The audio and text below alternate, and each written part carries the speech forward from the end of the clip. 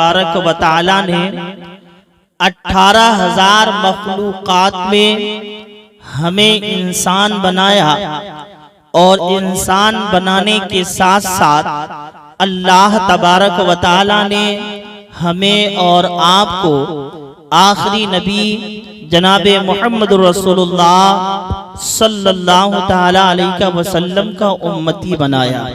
میرے آقا صلی اللہ تعالی علیہ وسلم کے پیارے دیوانوں، کوئی دنیا میں ایسا مذہب نہیں ہے کہ انسان اگر گناہوں کا ارتکاب کر لے تو پھر اس کے گناہ بخشنے کے، اس کے گناہ مٹانے کے کوئی طریقے ہو۔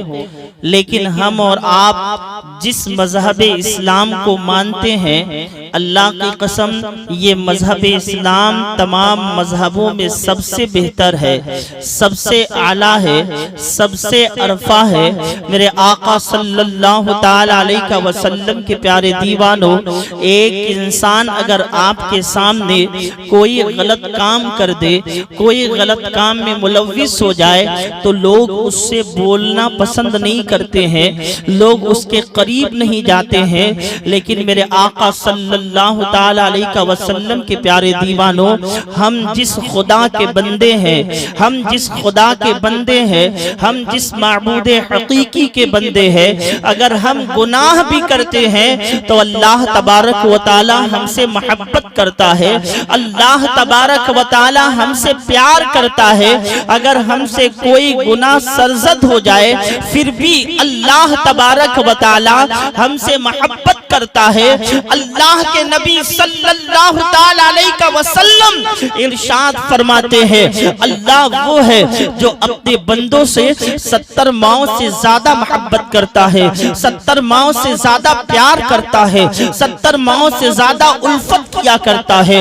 اللہ اکبر۔ اب جب ہم سے گناہ سرزد ہوتے ہیں تو اللہ فرماتا ہے، اے ایمان والو میری بارگاہ میں توبہ کر لو، اور ایسی توبہ کر لو جو توبت نصوحہ ہو۔ اللہ اکبر۔ پوچھا گیا یہ توبت نصوحہ کیا ہے؟ تو مفسرین لکھتے ہیں، جو قرآن کی تفسیر لکھتے ہیں وہ یہ لکھتے ہیں، توبت نصوحہ کا مطلب یہ ہوتا ہے کہ جیسے آپ بکری کے تھن سے دودھ کو باہر نکال لیں اور پھر آپ بہو اسی طریقے سے دودھ کو اس تھن کے اندر نہیں کر سکتے، توبت نصوحہ کا مطلب یہی ہے کہ بندہ جس فعل پر شرمندہ ہو جائے، جسے ترک کرنے کے لیے سوچ لے، اس پر اس طریقے سے توبہ کر لے کہ پھر وہ اس گناہ کے طرف پلٹ کر کے نہ جائے، پھر وہ اس گناہ کے طرف نہ جائے۔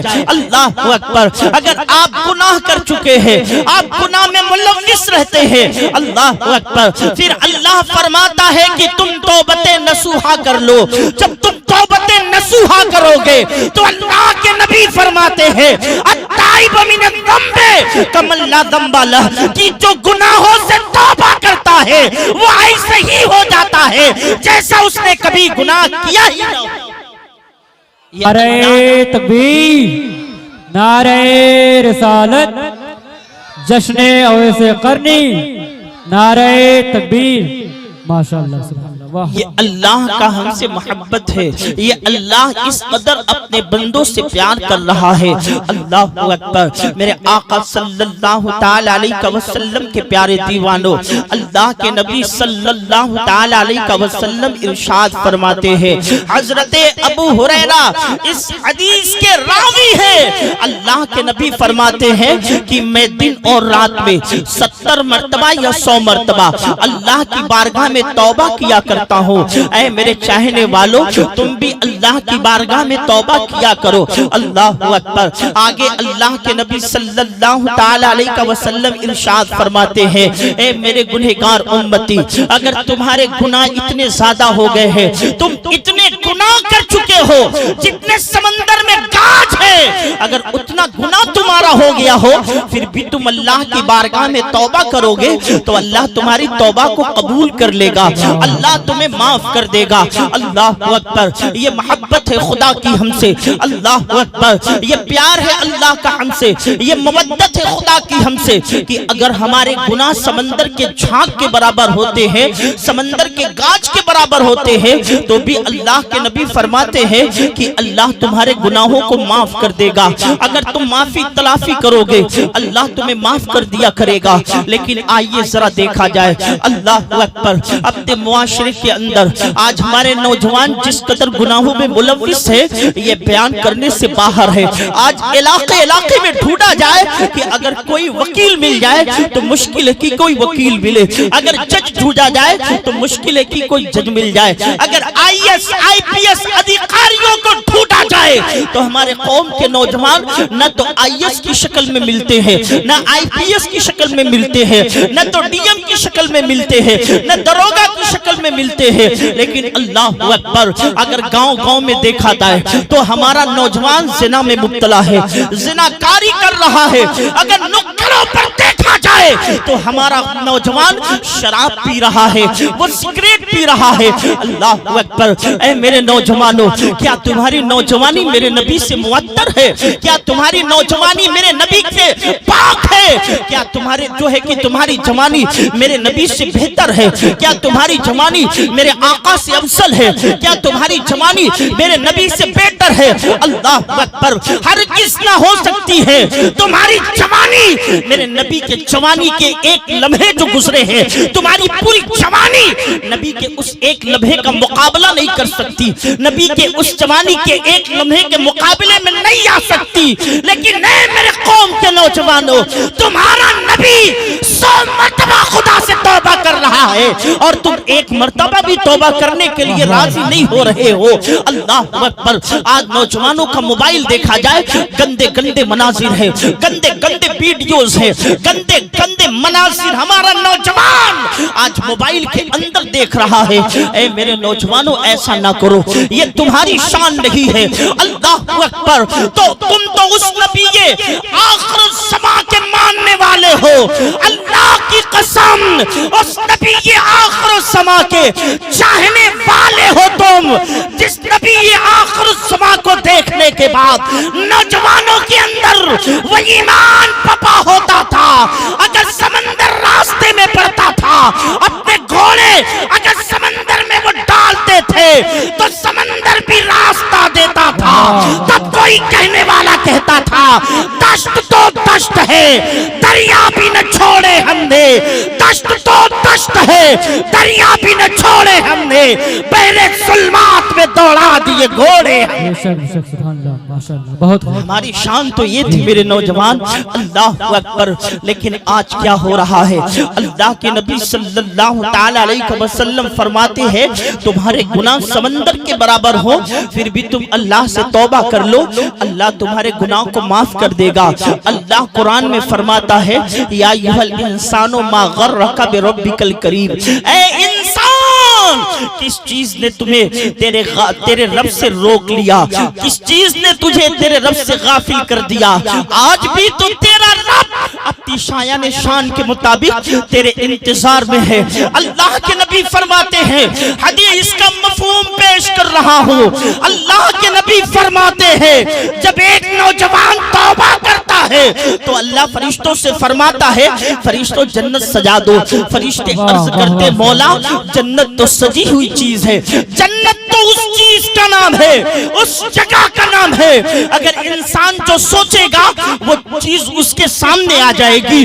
دودھ کا دریا سمندر میں بہ رہا ہے، شہد کا دریا سمندر میں بہ رہا ہے، جو بھی جنتی چاہے گا وہ اس کے سامنے وہ چیز آ جائے گی۔ اے اللہ جنت تو سجی ہوئی چیز ہے، پھر جنت کیوں سجوا رہا ہے؟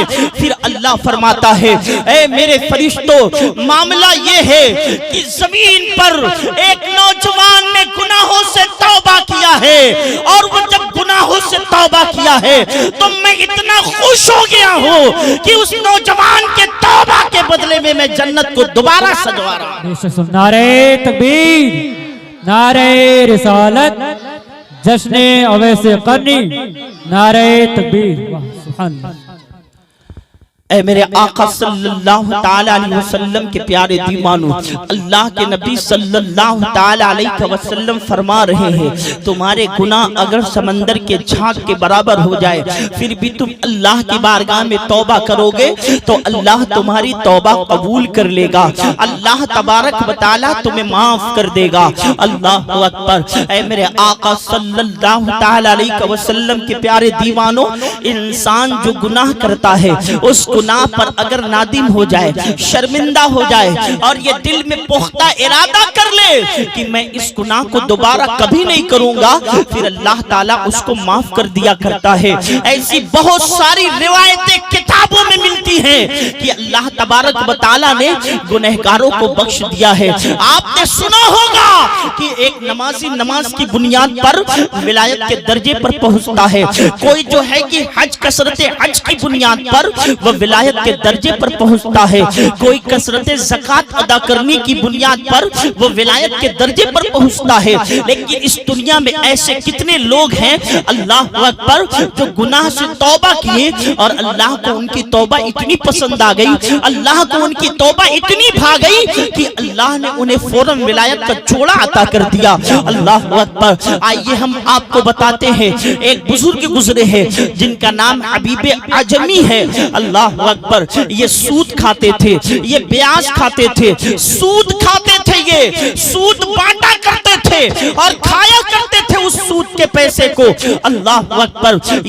جب یہ گزرتے تھے محلے سے اور چھوٹے چھوٹے بچے ہوتے تھے، لیکن جب حبیب عجمی گزرتے تھے تو بچے کہتے تھے راستہ چھوڑ دو، یہ سود خور جا رہا ہے، یہ قرآن کی نافرمانی کرنے والا جا رہا ہے، کہیں ایسا نہ ہو اس کے پاؤں تلے جو دھول پڑے وہ اڑ کر کے ہمارے چہرے پر آ جائے اور اللہ اسی وجہ سے ہمیں بھی جہنم میں ڈال دے، اس کے راستے کو چھوڑ دو۔ حبیب عجمی سے ہر کوئی نفرت کرتا تھا، ہر کوئی نفرت کرتا تھا حبیب عجمی سے، کوئی ان کے قریب نہیں جاتا تھا، حتیٰ کہ چھوٹے چھوٹے بچے حبیب عجمی سے نفرت کیا کرتے تھے۔ اگر وہ راستے سے جاتے تھے لوگ ان کے راستے کو چھوڑ دیا کرتے تھے۔ ایک مرتبہ ایسا ہوا کہ یہ ایک شخص کو پیسہ دیے تھے سود پر، جب اسے سود لینے کے لیے گئے تو وہ شخص گھر میں نہیں تھا، اتفاق سے اس کی بیوی اس گھر کے اندر تھی۔ یہ کہتے ہیں کہ لاؤ میرے سود کا پیسہ دو، عورت کہتی ہے کہ میرا شوہر نہیں ہے، وہ کہیں گیا ہوا ہے، آپ تھوڑی دیر کے بعد آئیں اس کے بعد ہم آپ کو دے دیں گے۔ وہ کہتے ہیں حبیب عجمی نہیں، میں بغیر سود لیے میں واپس نہیں جاؤں گا، یہ میری عادت ہے، میں جس کے دروازے سود وصولنے جاتا ہوں جب تک اس سے لے نہیں لیتا ہوں میں واپس نہیں ہوتا ہوں، تم مجھے دو۔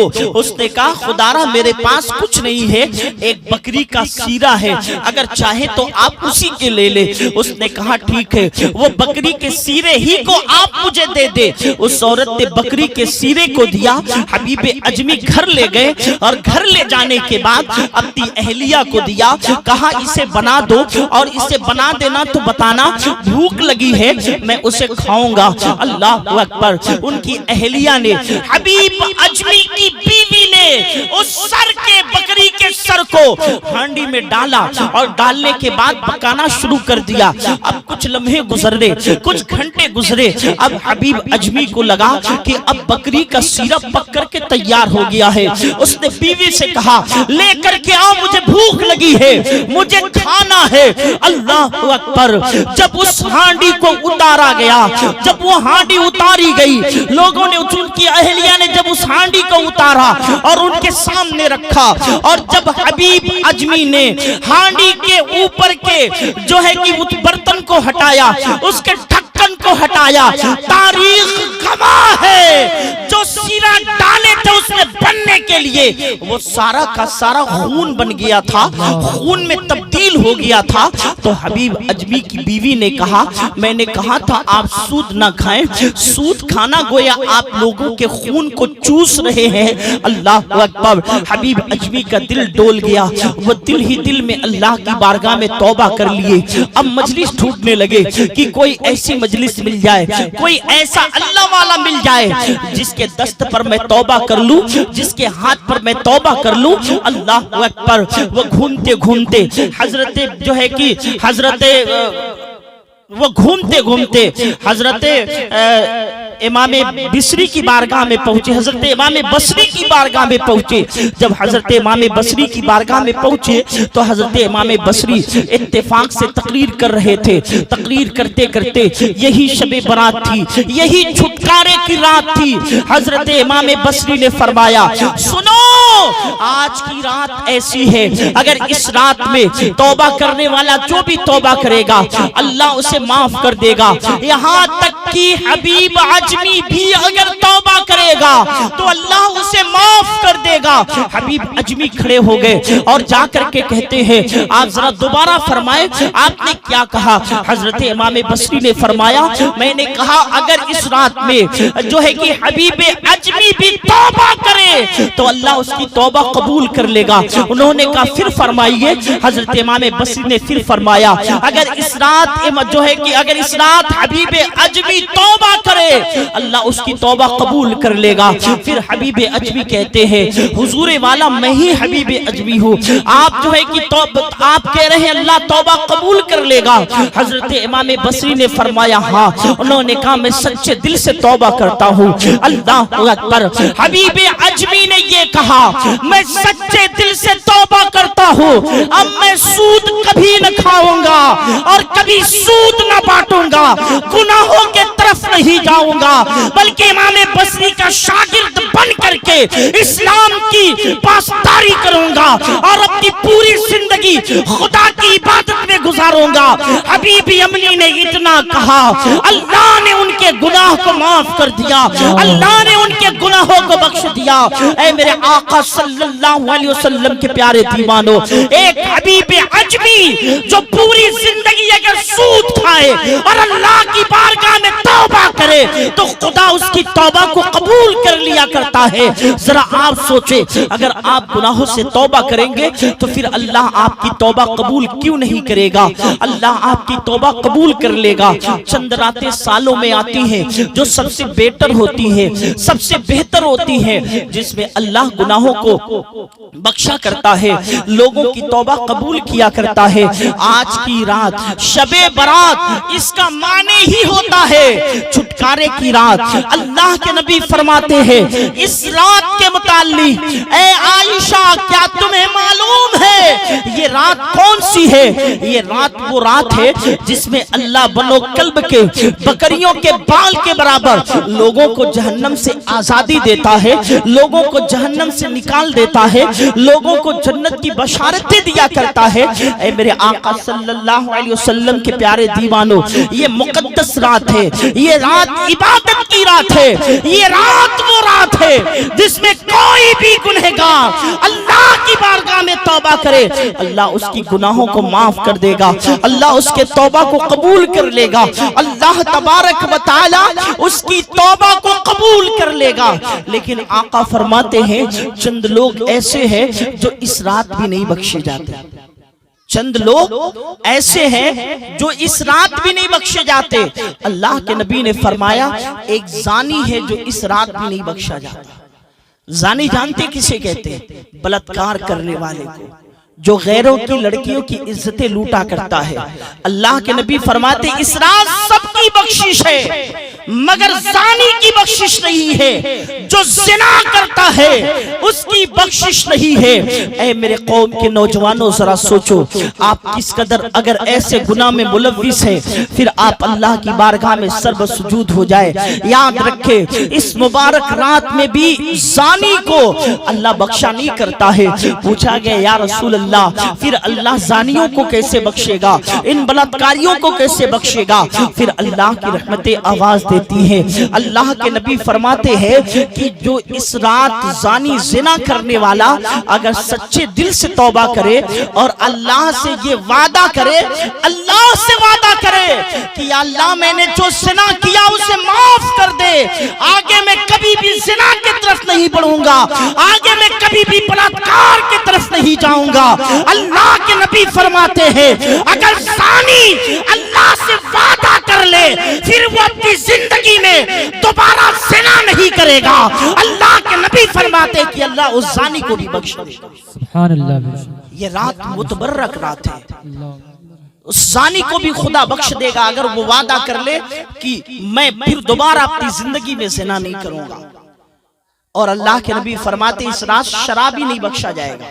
شرابی آج جو فیشن چلا ہے بیئر کے نام پر، ہمارے نوجوان جو پی رہے ہیں بڑی تیزی کے ساتھ، کے وائرس ہمارے معاشرے کے اندر دوڑ رہا ہے، بوتل اٹھا کے پی رہے ہیں۔ اے میرے دوست، یہ دنیا کی نشہ کیوں پیتے ہو؟ اگر نشہ کرنا ہے تمہیں، اگر نشہ کرنے کا شوق ہے تو مصطفیٰ جان رحمت کے عشق کا نشہ کر لو، مصطفیٰ جان رحمت کے عشق کا نشہ کر لو۔ آج جس محفل میں بیٹھے ہوئے محفل حضرت اویس قرنی کے نام سے منسوب ہے، آپ کو معلوم ہے حضرت اویس قرنی کون ہے؟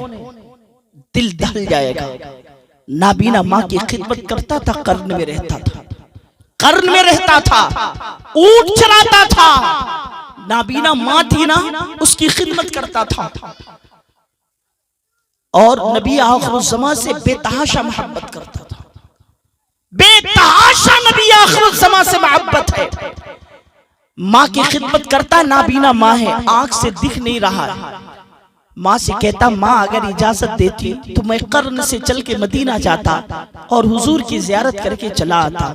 ماں کہتی بیٹے اگر تو جائے گا تو میری حفاظت کون کرے گا، میری دواؤں کو کون دے گا، مجھے دیکھے گا بھالے گا کون؟ لیکن پھر بھی ماں کی حکم عدولی نہیں کرتا تھا، رک جاتا تھا۔ ایک دن ماں کے سر کے پاس بیٹھا ہوا تھا، ماں دیکھ نہیں سکتی تھی نا، تو ماں نے ہاتھ کو ایسے بڑھایا، اویس قرنی کے ہاتھ پر جب ماں کا ہاتھ آیا تو ماں نے کیا دیکھا؟ اویس کی ہڈیاں دکھ رہی ہیں۔ ماں چھو کر کے محسوس کر لی کہ اویس کی ہڈیاں دکھ رہی ہیں، گوشت سوکھ چکے ہیں۔ ماں نے کہا بیٹے کیا وجہ ہے کہ تیرے جسم کی ہڈیاں دکھ رہی ہے، گوشت نہیں دکھ رہا ہے؟ تو اس نے کہا ماں میں مصطفیٰ جان رحمت کے عشق کے بھٹی پر تپ رہا ہوں، ماں اگر اجازت دیتی تو ایک نظر مدینے والے آقا کو دیکھ لیتا، ایک نظر مدینے والے آقا کو دیکھ لیتا، ماں اجازت دے دے۔ ماں نے کہا جا بیٹا لیکن جلدی واپس آ جانا، مجھے دوا وغیرہ کون دے گا، زیادہ لیٹ مت کرنا۔ ویسے جب ایک عاشق مصطفیٰ نے ماں سے اجازت پائی ہے، اللہ کی قسم بھاگے بھاگے دوڑتے دوڑتے مدینے کے طرف چل رہا ہے، قافلے کے ساتھ قافلہ بیٹھتا ہے، ویس آگے دوڑتا ہے۔ قافلے والے کہتے ویس کیوں بھاگا جا رہا ہے؟ کہتا ہے ماں نے صرف چند لمحوں کے لیے اجازت دی ہے، ماں نے کہا ہے جلد آنا، تم لوگ آہستہ آہستہ چلو، میں مصطفیٰ کے دیدار کے لیے جا رہا ہوں، ماں کو پھر واپس آنا ہے، ماں کی خدمت کرنی ہے۔ ویس بھاگا بھاگا دیوانے کی طرح پھٹا پرانا کپڑا پہن کر کے، چپل بھی پاؤں میں نہیں ہے، کانٹے چبھتے ہیں، ویس مصطفیٰ کو یاد کرتا ہے، درد ہوتا ہے، ویس مصطفیٰ کو یاد کرتا ہے، جو بھی مصیبتیں آتی ہیں ویس مصطفیٰ کو یاد کرتا ہے۔ اللہ اللہ بھاگے بھاگے قرن سے مدینہ پہنچا ہے، ابھی وہ مدینے میں انٹری مارا ہے۔ مصطفیٰ جان رحمت حضرت عائشہ کے حجرے سے نکلے، مدینے کے گلیوں میں ٹہلنے چلے گئے۔ ویس جب مدینے میں انٹری مارا، مدینے میں داخل ہوا، بڑی تیزی کے ساتھ بھاگے بھاگے مسجد نبوی شریف کے قریب پہنچا، مصطفیٰ جان رحمت کے حجرے کے قریب پہنچا، جا کر کے سلام کیا، السلام علیکم، آواز آئی وعلیکم السلام۔ حضرت عائشہ صدیقہ نے آواز لگائی، پھر ویس پوچھتا ہے کیا آپ بتا سکتی ہے میرا عاشق کدھر ہے، میرا محبوب کدھر ہے؟ حضرت عائشہ صدیقہ رضی اللہ تعالی عنہا حضور کی بیوی تھی، فرماتی ہے کون ہو تم؟ کہتا ہے کہ میں قرن کا رہنے والا ہوں، میری ماں نابینا ہے۔ حضرت عائشہ پہچان جاتی ہے یہ ویس ہے، وہ ویس جس کے دیوانگی کا ذکر مصطفیٰ کیا کرتے تھے، جسے مصطفیٰ کہتے تھے، ویس میرا عاشق ہے جو قرن میں رہتا ہے۔ جملہ لے لو، اگر میں کہوں میں مصطفیٰ کا عاشق ہوں، اگر آپ کہو کہ آپ مصطفیٰ کے عاشق ہو، کون بڑی بات ہے؟ لیکن اگر مدینے والا آقا کہہ دے فلاں میرا عاشق ہے، پھر میں ہزار مقدر پر قربان۔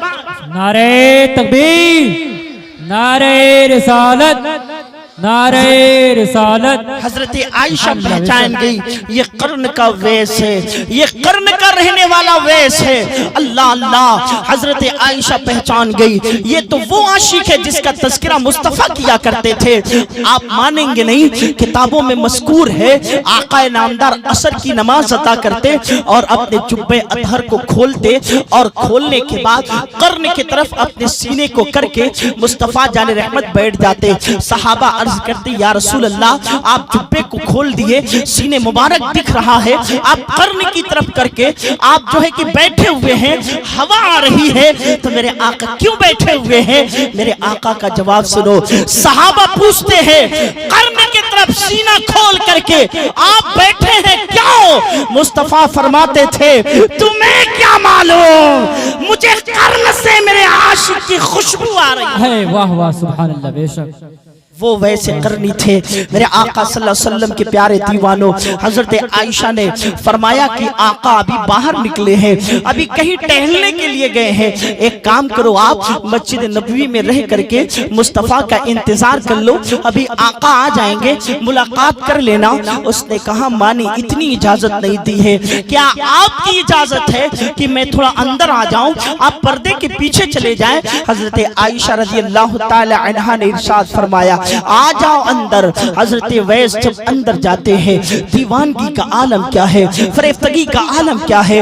مصطفیٰ جس بستر پر سوتے تھے ویس اس بستر کو اٹھا اٹھا کے چومتے ہیں۔ مصطفیٰ جان رحمت جن چیزوں کو استعمال کرتے تھے حضرت ویس اسے لے لے کر کے چومتے ہیں، کبھی بستر کو چومتے ہیں، کبھی چادر کو چومتے ہیں، کبھی مسند کو چومتے ہیں، کبھی آفتابہ لوٹے کو چومتے ہیں، کبھی مسواک کو چومتے ہیں۔